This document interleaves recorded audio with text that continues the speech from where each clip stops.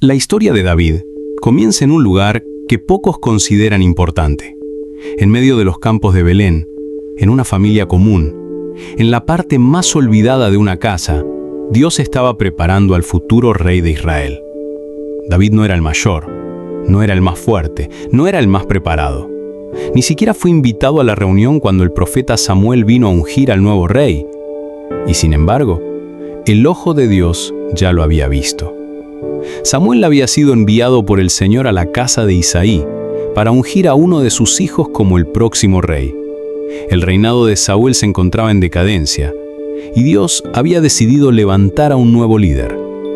Al llegar, Samuel se encuentra con Eliab, el primogénito, alto, imponente, fuerte.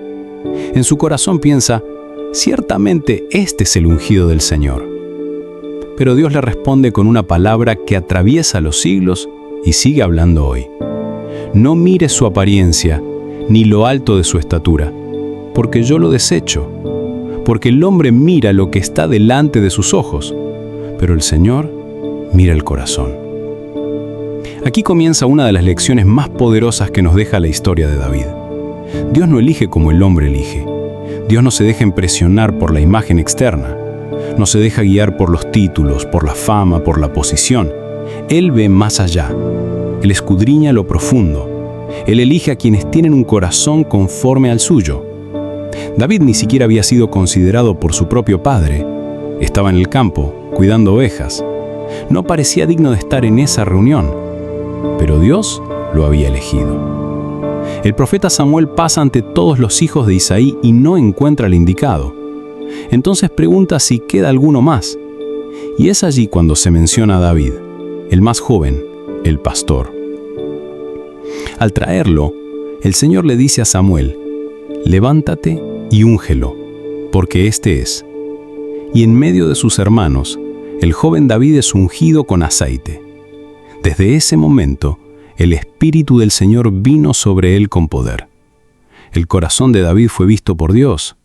No era perfecto, pero era sincero. No era sin errores, pero era sensible a la voz divina. Tenía algo que Saúl no tenía, una intimidad genuina con el Señor. Cuando nadie lo veía, David adoraba. Cuando estaba solo con las ovejas, cantaba salmos. Cuando nadie lo aplaudía, tocaba su arpa con sinceridad. Su relación con Dios no era pública, era profunda. Por eso fue escogido. ¿Cuántas veces has sentido que no eres visto, que no encajas, que otros tienen más oportunidades, más dones, más reconocimiento? Pero lo que importa no es cómo te ven los hombres, sino cómo te ve Dios. Él no necesita escenarios para prepararte. Él te forma en lo secreto, te capacita en lo oculto. Allí en el campo donde nadie más te valora, Él te está entrenando para algo mayor. David aprendió a conocer a Dios en lo pequeño, a depender de Él mientras defendía las ovejas del león y del oso, a escuchar su voz en la soledad, a obedecerle en lo cotidiano. Ese entrenamiento oculto sería clave para todo lo que vendría después. El que es fiel en lo poco será puesto sobre mucho, porque Dios mira el corazón, no las apariencias. No esperes ser visto por los hombres. Busca ser conocido por Dios. No te afanes por tener una plataforma. Enamórate de la presencia de Dios en lo secreto. Allí es donde se forma el carácter. Allí es donde nace la verdadera unción. Allí es donde se moldea el corazón conforme al del Padre. Haz silencio. Cierra los ojos. Pregúntate, ¿cómo está mi corazón? ¿Estoy cultivando una relación real con Dios? ¿O solo estoy tratando de parecer espiritual ante los demás? ¿Mi adoración es íntima o superficial? ¿Estoy buscando agradar al mundo o al que me creó? La historia de David nos enseña que lo importante no es dónde comienzas, sino con quién caminas. Y si caminas con Dios, aunque estés entre ovejas, aunque nadie te nombre, aunque parezcas invisible, el cielo ya te ha reconocido. Y en su tiempo serás llamado, no por los hombres, sino por el mismo Dios que unge a los que le aman en lo secreto. Ora así: Señor, tú que miras el corazón, examina el mío. Límpialo de todo orgullo, de toda apariencia, de todo lo que no proviene de ti. Enséñame a ser fiel en lo poco, a adorarte cuando nadie me ve, a vivir para ti más que para los aplausos. Si me has elegido, moldégame. Si me has visto, transfórmame. Yo quiero tener un corazón conforme al tuyo. Amén. La historia de David da un giro inesperado cuando un conflicto nacional lo pone en el centro de atención. Israel está en guerra contra los filisteos. Durante 40 días, un gigante llamado Goliat se presenta ante el ejército de Dios, desafiando a cualquiera que se atreva a enfrentarlo. Ninguno se atreve, ni el rey, ni los soldados, ni los hermanos de David. El miedo paraliza a todos. La amenaza de Goliat es constante. Su voz retumba en el valle como una burla abierta contra el Dios de Israel. David no fue a la guerra como soldado, sino como mensajero. Su padre lo envió a llevar alimento a sus hermanos. Pero al llegar, algo dentro de él se conmueve. Escucha el desafío del filisteo. Ve el miedo en los rostros de los hombres. Y algo se enciende en su espíritu. Lo que para todos era una amenaza, para David, es una oportunidad de honrar el nombre de Dios. Él no ve a Goliat como un problema imposible, sino como una ocasión para confiar plenamente en el Señor. Cuando pregunta por qué nadie enfrenta al gigante, sus hermanos lo critican, lo acusan de orgullo, de querer llamar la atención. Pero David no se deja intimidar, no responde con odio, sino con determinación. Él no está buscando gloria personal, él ve una injusticia espiritual. Un incircunciso filisteo está desafiando al ejército del Dios viviente, y nadie hace nada. Para David eso es intolerable, y decide presentarse ante Saúl para ofrecerse como voluntario. Saúl lo mira y duda. ¿Cómo podría un joven pastor enfrentar a un guerrero experimentado como Goliat? Pero David tiene algo que Saúl ha perdido, una confianza absoluta en el poder de Dios. Le cuenta cómo, cuidando ovejas, enfrentó a leones y osos, y cómo el Señor lo libró. Esa experiencia le ha dado convicción. No fue con espadas que venció, sino con fe. Y ahora, esa misma fe lo impulsa a enfrentar a Goliat. Saúl le ofrece su armadura, pero David no puede moverse con ella. No está acostumbrado. No es con armaduras humanas que quiere pelear. Él prefiere su arpa, sus piedras y, sobre todo, su confianza en Dios. Se acerca al arroyo, recoge 5 piedras lisas y se dirige al campo de batalla. Goliat lo burla, lo desprecia por ser joven, por venir sin armas, pero David le responde con una declaración que ha quedado grabada en la historia de la fe. Tú vienes a mí con espada, lanza y jabalina, pero yo vengo a ti en el nombre del Señor de los ejércitos, el Dios de los escuadrones de Israel, a quien tú has provocado. Hoy te entregaré en mis manos, y sabrá toda la tierra que hay Dios en Israel. David no peleaba por venganza, no peleaba por fama, peleaba por el honor de Dios. Su corazón estaba alineado con el propósito divino. Sabía que la victoria no dependía de la fuerza, sino de la fe. Y con una sola piedra lanzada con precisión, derribó al gigante. Lo que para otros era imposible, para David fue resultado de su confianza inquebrantable en el Señor. La enseñanza espiritual es clara. No importa cuán grande sea el problema que enfrentes, no importa cuántos lo vean como invencible, si tu fe está puesta en Dios, ninguna arma forjada contra ti prosperará. El verdadero gigante no era Goliat, era el miedo. Y David lo venció con la certeza de que Dios pelea por los suyos. Hoy muchos viven rodeados de gigantes. Gigantes de ansiedad, de enfermedad, de pobreza, de rechazo, de soledad. Gigantes que gritan como Goliat y hacen temblar al alma. Pero el Señor sigue buscando corazones como el de David. Corazones que no se amedrentan, que no se rinden, que no se detienen ante el tamaño del problema, sino que confían en el poder del nombre de Dios. Silencio. Mira tu vida. ¿Qué Goliat te ha estado intimidando? ¿Qué voces te paralizan? ¿Qué batallas has estado evitando por miedo? Hoy Dios te recuerda que no estás solo. Él pelea contigo. No necesitas la armadura del mundo. Solo necesitas su presencia. No necesitas parecer fuerte, solo necesitas ser obediente. Dios puede usar lo pequeño, lo débil, lo despreciado, si está dispuesto en sus manos. Ora así: Señor, tú conoces los gigantes que se levantan contra mí. A veces tengo miedo, a veces dudo, pero hoy, como David, decido confiar en ti. No vengo con fuerza humana, vengo con fe. Dame la valentía para enfrentar lo que me intimida. Que tu nombre sea glorificado en mis batallas. Derriba a mis Goliat con tu poder. Y enséñame que la victoria viene solo de ti. Amén.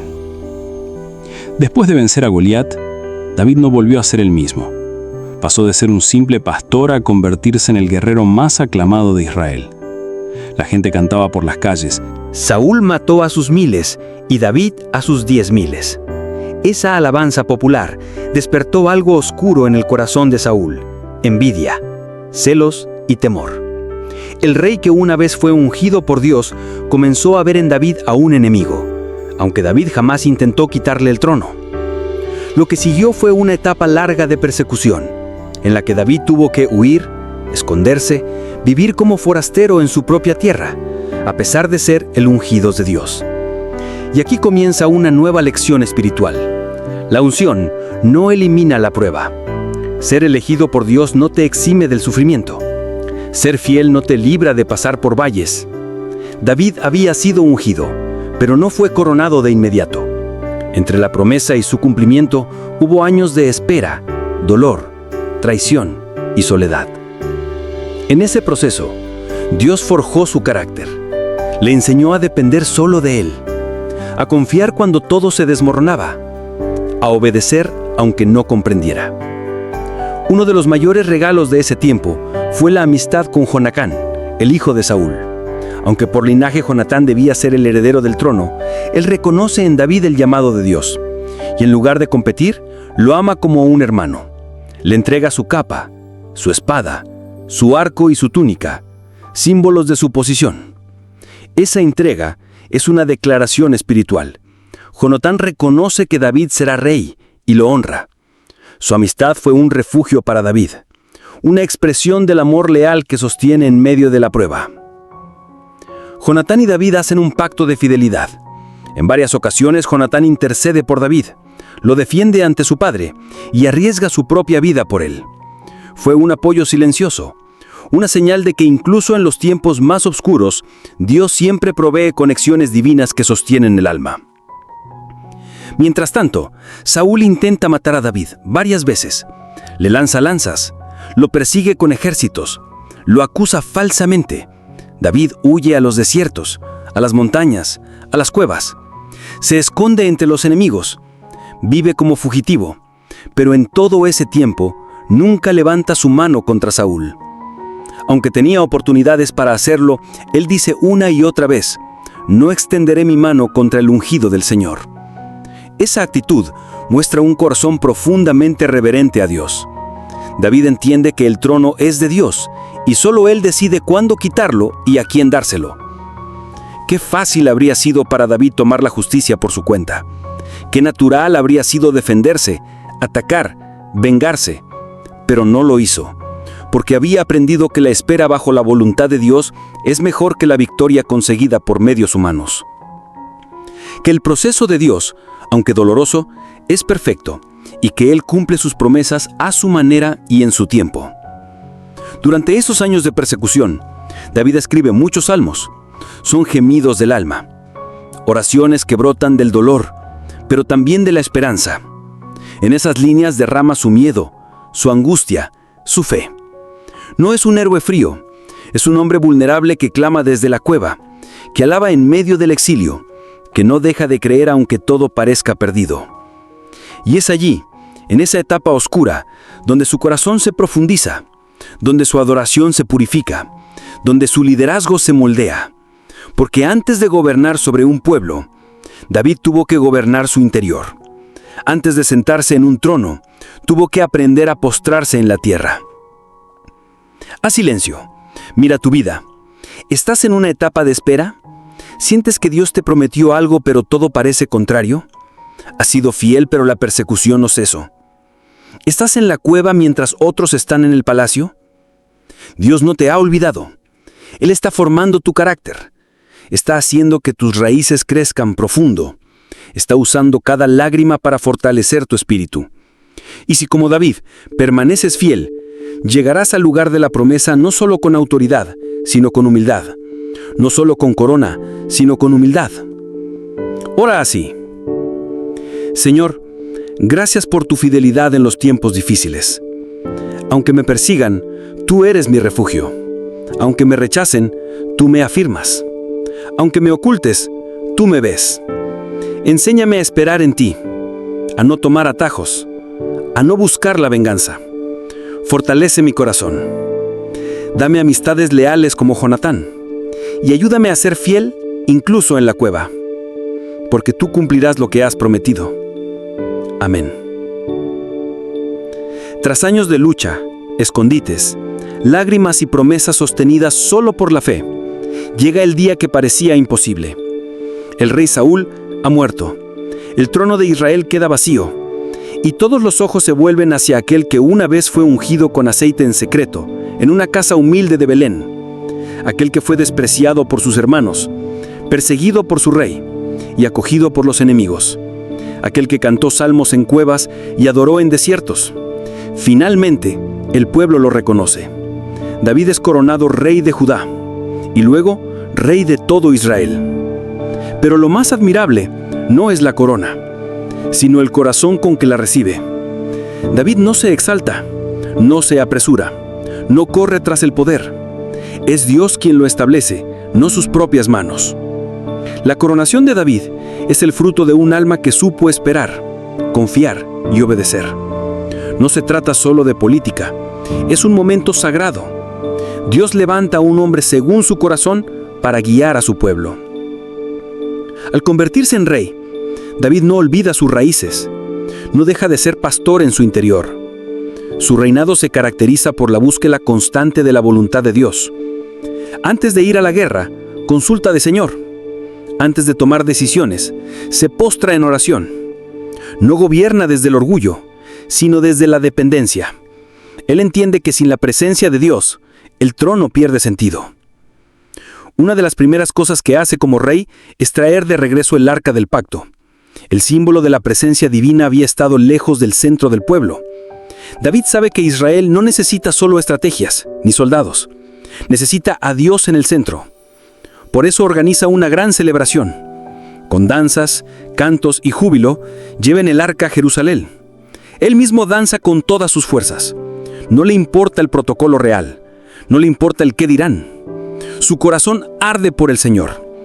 La pasión que tenía en los campos de Belén sigue viva ahora desde el trono. Cuando su esposa Mical lo critica por danzar como un hombre común, David responde con firmeza: «Lo hice delante del Señor. Aún me haré más vil que esta vez». Él entiende que su dignidad no está en los aplausos ni en la imagen externa, sino en la adoración genuina. Aunque es rey, sigue siendo siervo. Aunque tiene corona, sigue postrado ante Dios. Este momento revela una enseñanza poderosa. La verdadera grandeza está en permanecer humilde cuando llega el éxito. Muchos resisten la pobreza, pero pocos soportan el poder sin corromperse. David nos muestra que lo más importante no es alcanzar el trono, sino permanecer con el corazón alineado a Dios cuando llegamos ahí. Desde el trono, David también demuestra justicia. Escoge a hombres valientes, honra a los que le fueron leales, perdona a quienes le fueron infieles. No gobierna con rencor, no busca venganza. Es un líder que ha sido quebrantado y es por eso que entiende el valor de la gracia. Pero también comete errores. David no es perfecto. Su historia no es una línea recta de éxito. Tendrá caídas, decisiones equivocadas, momentos de debilidad. Y aún así, Dios lo llama un hombre conforme a su corazón. Porque lo que define a David no es su perfección, sino su arrepentimiento, su capacidad de volverse al Señor cada vez que falla. Esa será otra de sus grandes enseñanzas. Por ahora, el trono está firme. La adoración ha sido restaurada. La presencia de Dios vuelve a ocupar el lugar central, y el pueblo tiene un rey que sabe doblar las rodillas. Haz silencio. Mira tu vida. ¿Qué haces cuando Dios cumple sus promesas? ¿Te exaltas o te postras? ¿Buscas su rostro o te conformas con el éxito? ¿Eres más íntimo con Él cuando todo te va bien? David nos enseña que la bendición verdadera no es la corona, sino la comunión, que el liderazgo espiritual nace de la adoración secreta, que lo más alto que podemos llegar es al suelo, postrados ante el Dios que da y quita. Ora así: Señor, si alguna vez me exaltas, que no olvide mis rodillas. Si me das honra, que nunca se apague mi adoración. Enséñame a ser fiel en la cima como lo fui en el valle. Que tu presencia sea siempre el centro de mi vida. No quiero reinar sin ti. No quiero tener éxito sin tu espíritu. Que mi corazón te pertenezca, ahora y siempre. Amén. Hasta ahora, la historia de David ha sido admirable. Desde los campos de Belén hasta el trono de Jerusalén, todo parece confirmar que Dios está con él. Ha vencido enemigos, ha sido un adorador apasionado, un líder justo, un hombre de oración. Pero entonces, en el momento de su mayor estabilidad, ocurre lo impensable. El mismo David que danzaba delante del arca, ahora cede ante la tentación. Y este capítulo de su vida nos recuerda una verdad profunda. Ningún corazón está exento de caer si se aleja del temor de Dios, aunque sea por un momento. La Escritura dice que en el tiempo en que los reyes salían a la guerra, David se quedó en casa. Ese detalle no es menor. Él, que debía estar al frente de su ejército, eligió la comodidad del palacio. Fue en ese descuido espiritual, en ese tiempo de inactividad, donde el enemigo encontró una rendija. Una tarde, desde su terraza, vio a una mujer hermosa bañándose. Su nombre, Betsabé. David la deseó, preguntó por ella, supo que era esposa de Urías, uno de sus hombres fieles, y aún así la mandó a llamar. Ese momento cambió todo. David, el hombre conforme al corazón de Dios, cayó en adulterio. Luego, al saber que Betsabé había quedado embarazada, trató de encubrirlo. Llamó a Urías del campo de batalla, intentó que durmiera con su esposa para que creyera que el hijo era suyo, pero Urías, más justo que el propio rey, se negó a disfrutar comodidades mientras sus compañeros peleaban. Entonces David, en un acto desesperado, escribió una carta ordenando su muerte en el frente de batalla, y la carta fue entregada por el propio Urías. El rey mandó matar a uno de sus hombres más leales para encubrir su pecado. Aquí se rompe algo en la historia. El que había vencido a Goliat con fe, ahora es vencido por su propia carne. El que había perdonado a Saúl, ahora manda a matar a un inocente. La caída de David no fue repentina. Fue una serie de decisiones mal dirigidas, nacidas de una mirada no controlada, una pasión no sometida y un momento de desconexión espiritual. El pecado no siempre grita, a veces se cuela en el alma a través de una rendija. Pero Dios no lo deja en su error. En su amor envía al profeta Natán, y Natán con sabiduría le cuenta una historia que confronta su conciencia. David se enoja por la injusticia del relato sin saber que habla de sí mismo. Y cuando Natán le dice, tú eres ese hombre, las máscaras caen, la luz entra en la oscuridad. David no se defiende, no justifica su error, no culpa a nadie. Simplemente dice, he pecado contra el Señor. Esas pocas palabras encierran la fuerza de un verdadero arrepentimiento. David no llora por las consecuencias, llora por haber ofendido a Dios. No intenta reparar con excusas, se rinde ante la verdad. Es allí donde nace uno de los salmos más conmovedores de toda la Biblia, el Salmo 51. Un canto que brota de lo más profundo del alma rota. Allá en lo íntimo me enseñaste sabiduría. Crea en mí, oh Dios, un corazón limpio. No me eches de tu presencia, vuélveme el gozo de tu salvación. David no pide el trono de regreso, no pide que le conserven la reputación, solo suplica volver a experimentar la presencia de Dios. Ese es el corazón que Dios no desprecia, el quebrantado, el contrito, el que reconoce su necesidad de misericordia. Aunque las consecuencias de su pecado fueron dolorosas, la muerte del niño, el caos en su familia, su alma fue restaurada. Dios no lo desechó, y eso es gracia. No porque David lo mereciera, sino porque Dios es fiel aun cuando nosotros fallamos. La caída de David nos enseña que la debilidad humana puede alcanzar hasta los más espirituales, que el poder no garantiza inmunidad, que el corazón más sincero necesita ser guardado constantemente y que la restauración solo es posible cuando nos quebrantamos ante Dios y dejamos que Él nos limpie. Haz silencio.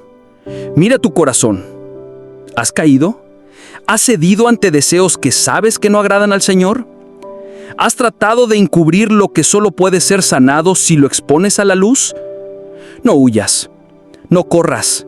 Ven a Dios. Su misericordia es más grande que tu error. Su gracia puede rehacer lo que el pecado ha destruido. Ora así. Señor, he pecado. He fallado. He tratado de aparentar, de justificar, de esconder. Pero tú lo ves todo. Y aún así, me amas. Ten piedad de mí conforme a tu gran misericordia. Límpiame. Restaura lo que mi pecado ha roto. Devuélveme la pasión por tu presencia. No me quites tu espíritu. Hazme nuevo, porque tú eres mi única esperanza. Amén. La historia de David, después de su pecado con Betsabé, podría haber terminado ahí. Cualquiera pensaría que un error tan grave, tan visible y tan doloroso sería suficiente para descartar su llamado. Pero Dios no es como los hombres. Donde muchos ven una caída definitiva, Él ve un punto de quiebre desde donde comienza una restauración profunda, no para borrar el pasado, sino para transformar el futuro. Porque el Dios de David y el nuestro es experto en levantar desde el polvo a los que claman con sinceridad. Después del juicio de Dios y la pérdida del niño nacido del adulterio, David no se encierra en la culpa, pero tampoco se enorgullece. Acepta las consecuencias, llora, ayuna, se postra y luego se levanta. Vuelve al templo, adora, no porque ya no le duela, sino porque entiende que solo en la presencia de Dios su alma encontrará reposo. Este acto de adoración en medio del luto es uno de los momentos más espirituales de su vida. No adora por gratitud por lo recibido, adora por quién es Dios aún en medio de su disciplina. Con el tiempo, nace Salomón, fruto de su unión con Betsabé ya en el contexto de restauración. A ese hijo lo llama amado del Señor, y el Señor lo confirma como sucesor. Esto no borra lo anterior, pero revela algo extraordinario. Dios puede sacar algo hermoso incluso de las ruinas del error, no porque apruebe el pecado, sino porque redime con amor lo que nosotros destruimos. La vida de David después del pecado cambia. Ya no es el joven victorioso e imparable, ahora es un hombre marcado por el quebranto, más sabio, más compasivo, más dependiente. Sus decisiones posteriores reflejan esa transformación. Ya no responde con rapidez, consulta más, escucha más, perdona con más facilidad. La herida que Dios sanó lo volvió más humano, más accesible, más sensible al dolor de otros. Muchos de los salmos más conmovedores surgen en esta etapa. Canciones que no vienen de la euforia de la victoria, sino del silencio del alma restaurada. Allí donde no hay aplausos, pero sí comunión. Donde ya no necesita demostrar nada, porque ha aprendido que el valor de un hombre no está en sus hazañas, sino en su intimidad con el Dios que ve el corazón. David aprendió a vivir desde la gracia, y desde esa gracia lideró. Su reinado continuó, con sus altos y bajos, pero siempre con una conciencia clara. No era su fuerza la que lo sostenía, sino la misericordia de Dios. Por eso pudo soportar rebeliones, traiciones y dolores profundos, como cuando su propio hijo Absalón se levantó contra él. En vez de responder con violencia, David lloró. No defendió el trono con orgullo, sino que salió de Jerusalén llorando, con el arca del pacto detrás de él. Estaba dispuesto a renunciar, si eso era lo que Dios quería. Había aprendido que su seguridad no estaba en el poder, sino en la presencia. Esta actitud revela un corazón restaurado, no el de un rey que necesita dominar, sino el de un siervo que confía en la voluntad del Señor. David no se aferra al trono, se aferra a Dios, y eso lo vuelve grande, aunque el mundo no lo entienda. ¿Te has equivocado? ¿Te has sentido indigno de volver a empezar? ¿Has pensado que Dios ya no puede usarte por lo que hiciste? Escucha esta verdad. La restauración es posible para el que se humilla. Dios no busca perfectos, busca corazones contritos. Si Él restauró a David, puede restaurarte a ti. No para que vivas marcado por la vergüenza, sino para que desde tu cicatriz otros encuentren esperanza. Haz silencio. Piensa en esas áreas rotas de tu alma. Recuerda que Dios no desecha a los que caen, sino que los forma con más profundidad. Tal vez no serás el mismo después del quebranto. Serás mejor, más lleno de gracia, más lleno de verdad. Ora sí. Señor, tú me viste caer, pero no me dejaste en el suelo. Me corregiste con amor, me formaste con paciencia, me levantaste con ternura. Gracias por no darme por perdido. Gracias por seguir confiando en mí. Haz de mi historia un testimonio.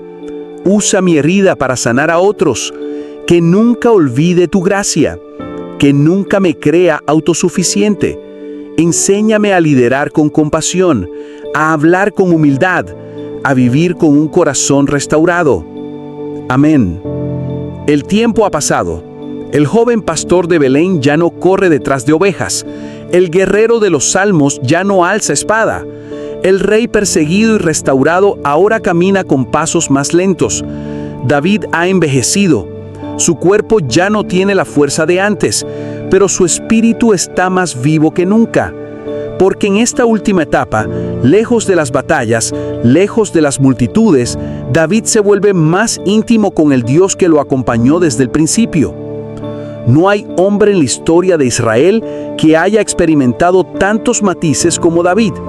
Fue pastor, guerrero, fugitivo, rey, pecador, restaurado y finalmente padre espiritual de una generación. Y en su vejez, lejos de amargarse por las heridas o aferrarse al poder, se dedica a preparar el legado. Su mirada ya no está en conquistar más tierras, sino en asegurar que la adoración al Señor continúe después de él. David entiende que su tiempo se acaba, y uno de sus últimos deseos es construir un templo para el Señor. Ese sueño lo ha tenido por años. Ha vivido en un palacio mientras el arca de Dios estaba bajo una tienda.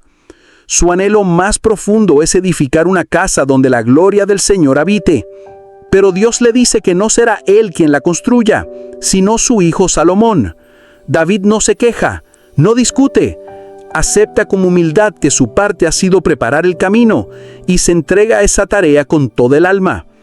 Comienza a reunir oro, plata, madera, planos, materiales, obreros.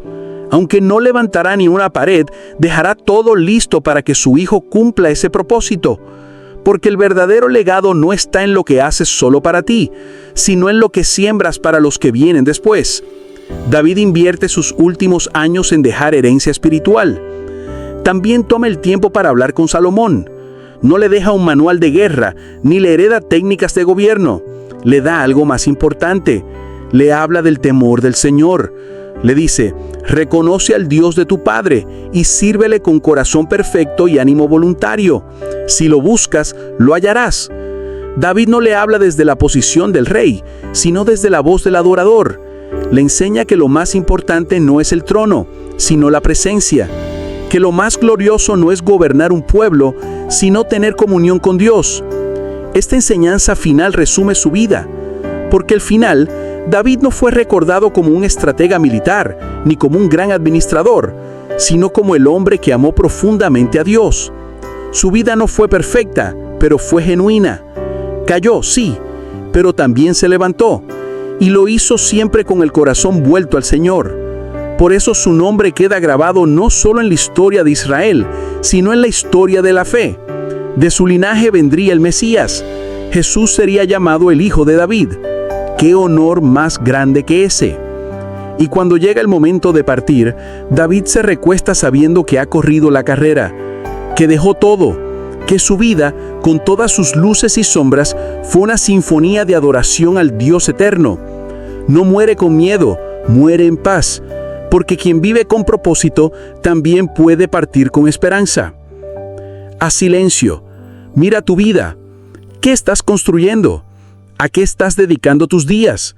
¿Tu legado será solo cosas o también fe? ¿Estás sembrando para los que vienen después? Aprende de David. No necesitas ser perfecto para dejar huella. Solo necesitas un corazón sincero, un espíritu que adore, una vida dispuesta a ser usada por Dios. Y cuando llegue tu vejez, no será el oro lo que importe, sino las almas tocadas, los hijos guiados, las generaciones que hablen de tu fe. Ora sí. Señor, gracias por cada etapa de mi vida. Cuando fui joven, tú me formaste. Cuando caí, tú me levantaste. Cuando fui fuerte, tú me guiaste. Y ahora que avanzo en años, quiero seguir adorándote. Ayúdame a dejar un legado de fe, a enseñar a otros tu verdad, a vivir no para mí, sino para ti. Que mi herencia no sean solo palabras, sino un ejemplo que inspire. Que mi historia, como la de David, termine en tu presencia, con mi corazón rendido. Amén.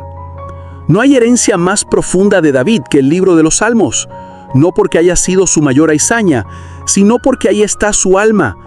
En esas líneas inspiradas no encontramos solo palabras hermosas, encontramos clamor, esperanza, desahogo, fe, desilusión, arrepentimiento, gozo y adoración. Allí David no es el rey ni el guerrero, es simplemente un hombre desnudo ante Dios, sin títulos ni coronas, mostrando lo que siente en lo más profundo de su ser. Y esa autenticidad es lo que ha hecho que los salmos sigan siendo hasta hoy el refugio del alma humana en todas sus estaciones. David no escribió desde una torre de Ivario, sino desde cuevas, campos, palacios, desiertos, montes, valles y noches oscuras. Por eso los salmos hablan al corazón, porque fueron nacidos de un corazón que también sufrió, que dudó, que esperó, que luchó y que adoró con intensidad. Cada salmo es un espejo donde el creyente puede verse reflejado. Cuando nos sentimos traicionados, acudimos al Salmo 55. Cuando estamos en peligro, buscamos el Salmo 91. Cuando necesitamos esperanza, leemos el Salmo 27. Cuando el pecado nos pesa, el Salmo 51 nos da palabras para confesar. Cuando queremos rendirnos en adoración, el Salmo 103 o el 145 nos elevan a la presencia divina. David convirtió su vida en oración. No solo hablaba con Dios, sino que lo hacía con la verdad del que no esconde sus temores ni sus fallos. Por eso encontramos versos que claman, ¿hasta cuándo, Señor? O mi alma está abatida hasta el polvo. No son frases políticamente correctas, son gritos de un alma sincera. Y eso es lo que Dios escucha, porque Él no busca oraciones pulidas, sino corazones abiertos. La riqueza de los salmos también está en que no todos terminan en tristeza. Muchos comienzan en desesperación, pero terminan en fe. Empiezan con lágrimas y concluyen con alabanzas. Esa es la dinámica del alma cuando ora. Entra quebrada, pero sale fortalecida. Porque la presencia de Dios no siempre cambia las circunstancias, pero siempre cambia el que se acerca con honestidad. Cada vez que un creyente ora con un salmo, David habla otra vez. Su voz resuena a través de los siglos, no como un eco antiguo, sino como un presente que consuela. Su dolor se vuelve nuestro consuelo, su adoración nuestro ejemplo, su búsqueda nuestro modelo, su fe nuestra inspiración, porque aunque vivió hace milenios, su humanidad sigue siendo la nuestra. Y esto tiene un sentido más profundo aún. Los salmos no solo son oraciones humanas, sino también profecías divinas. Muchos de ellos señalan a Cristo con exactitud. El Salmo 22 anticipa la cruz. El Salmo 2 habla del ungido que gobernará con justicia. El Salmo 110 declara la victoria del Mesías sobre todos sus enemigos. David no solo oró su vida, también anunció con su boca lo que Dios haría siglos después. Su adoración tenía eco profético. Pero más allá de las profecías, los salmos son medicina para el alma. En un mundo que corre, que grita, que exige, los salmos nos invitan a pausar, a rendirnos, a confiar. Nos recuerdan que no estamos solos, que otros pasaron por lo mismo, que hay palabras cuando no tenemos palabras, que hay un lenguaje espiritual disponible para cada emoción humana. ¿Has orado con los salmos últimamente? ¿Has abierto tu Biblia en medio de una noche difícil y dejado que esas líneas te hablen? ¿Has hecho del Salmo 23 tu refugio? ¿Has hecho del Salmo 139 tu identidad? ¿Has hecho del Salmo 121 tu ancla? Haz silencio. Deja que un salmo te abrace. Permite que las palabras de un corazón quebrantado por Dios se conviertan en tus propias palabras. No necesitas tener las frases correctas, solo necesitas un alma dispuesta. Como David, como millones de creyentes antes de ti, como tantos que a través del tiempo han hallado en estas páginas la voz que el alma no sabía cómo expresar. Ora así. Señor, gracias por los salmos. Gracias por ese lenguaje que expresa lo que a veces no sé decir. Cuando no tengo palabras, ahí están las tuyas. Cuando mi alma se hunde, ahí está tu promesa. Cuando mi corazón se alegra, ahí está tu alabanza. Haz de mi vida una oración continua, que yo también aprenda a hablarte con verdad, que mis noches se llenen de salmos, que mis días estén marcados por tu presencia, que mi corazón, como el de David, arda por ti en todo tiempo. Amén. Al mirar la vida completa de David es imposible no sentirse conmovido, no por su grandeza humana, sino por la profundidad de su relación con Dios. Fue pastor, músico, guerrero, fugitivo, rey, pecador, profeta, adorador y por encima de todo, amigo de Dios. Su historia no es la de un hombre perfecto, sino de un hombre que siempre volvió al Señor. Una vida marcada por la presencia divina desde los campos de Belén hasta el trono de Jerusalén y aún más allá, hasta la eternidad. David no se define por un solo momento, se define por la forma en que respondía a Dios en cada etapa.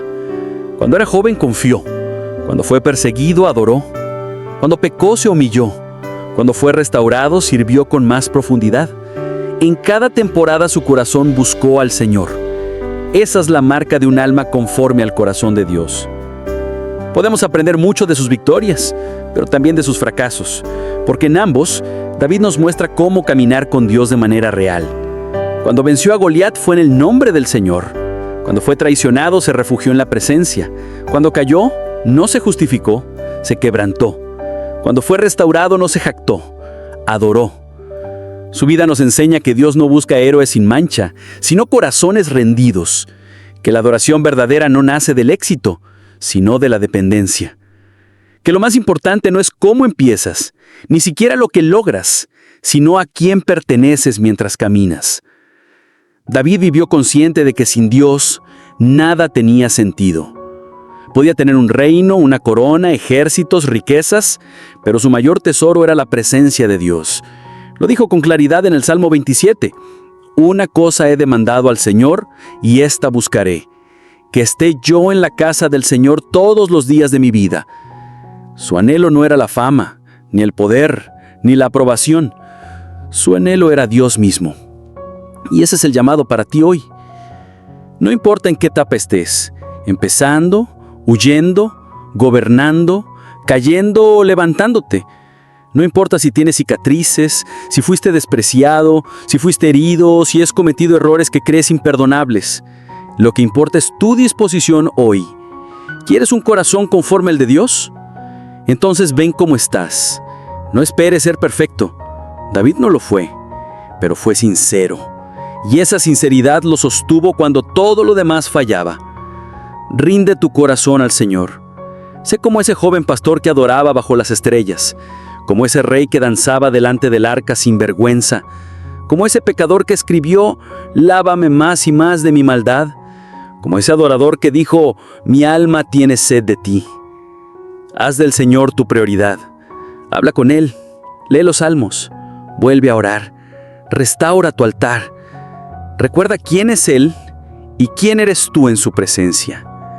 Si David, con todos sus errores, fue llamado el hombre conforme al corazón de Dios, entonces tú también puedes vivir esa realidad. La puerta está abierta, la invitación está hecha. El Rey de Reyes te llama no solo a servirle, sino a amarle por encima de todo. Haz silencio. Mira hacia adentro. ¿Qué parte de tu historia necesita ser sanada? ¿Dónde perdiste el rumbo? ¿Qué parte de tu alma clama por volver al primer amor? El Dios que eligió a David, que lo formó, que lo corrigió y lo usó, también quiere escribir historia contigo. Ora así: Señor, hoy no vengo con coronas ni excusas, vengo con mi corazón en las manos. Quiero amarte como David te amó. Quiero adorarte con libertad, servirte con humildad, buscarte con sinceridad. Haz de mí un adorador, un hombre, una mujer conforme a tu corazón. No quiero que mi historia sea para mi gloria, sino para la tuya. Tómame, moldéame y úsame para que otros vean a Jesús. Amén. Si este estudio tocó tu corazón, no lo dejes aquí. Comparte este video con alguien que necesite esperanza. Deja en los comentarios qué parte de la historia de David te habló más. Y sobre todo, tómate hoy un tiempo para leer uno de los salmos en oración. Que el legado de David no quede en palabras, sino que despierte una generación que ame a Dios con todo su ser. Suscríbete para más estudios como este. Y recuerda que el Dios que llamó a David, también te llama a ti.